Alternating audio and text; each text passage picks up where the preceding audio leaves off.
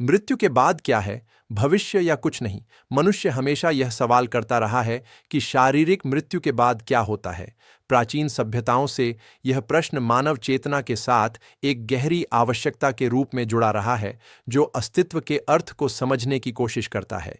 यह विचार कि सब कुछ अंतिम सांस के साथ समाप्त हो जाता है, हमेशा चिंता का कारण बना है, क्योंकि यह हमारी निरंतरता, पहचान और स्मृति की अंतरंग धारणा के साथ सीधे संघर्ष में आता है। जब हम विज्ञान के आधुनिक दृष्टिकोण से प्रकृति का अवलोकन करते हैं, तो हम देखते हैं कि कुछ भी नहीं खोता। पारंपरिक भौतिकी हमें सिखाती है कि पदार्थ गायब नहीं होता, बल्कि केवल रूपांतरित होता है। रसायन विज्ञान पुष्टि करता है कि तत्व पुनर्गठित होते हैं। जीव विज्ञान दिखाता है कि जीवन अनुकूलित होता है और विकसित होता है। और समकालीन चेतना के अध्ययन संकेत करते हैं कि व्यक्तिगत अनुभव केवल शारीरिक मस्तिष्क की गतिविधि तक सीमित नहीं होते। इसलिए मृत्यु के बाद निराकारता का विचार यूएलआईयूए कमजोर होता जा रहा है। यदि ब्रह्मांड में सब कुछ निरंतरता और परिवर्तन के नियमों का पालन करता है, तो मानव चेतना ही एकमात्र अपवाद क्यों होगी? आत्मा विज्ञान यह प्रस्तावित करता है कि मृत्यु अंत नहीं है, बल्कि एक संक्रमण है। शरीर प्रकृति में लौटता है, जबकि चेतना आगे बढ़ती है।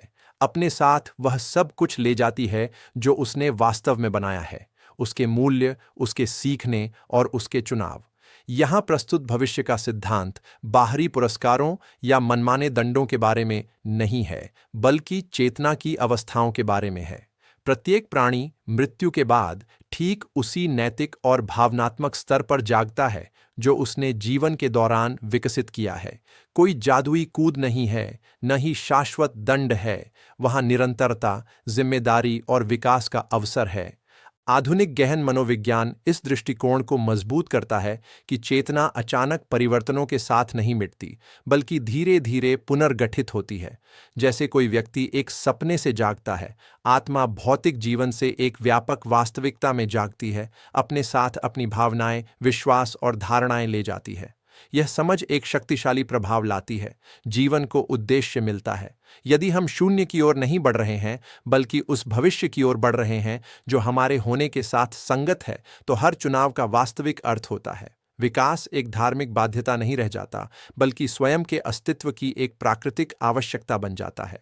भविष्य पर विचार करना विज्ञान को नकारना नहीं है, बल्कि इसे विस्तारित करना है। यह स्वीकार करना है कि ब्रह्मांड उस चीज से अधिक विशाल है जिसे हमारे उपकरण अभी तक माप सकते हैं, और कि चेतना शायद इसकी सबसे गहरी अभिव्यक्तियों में से एक है।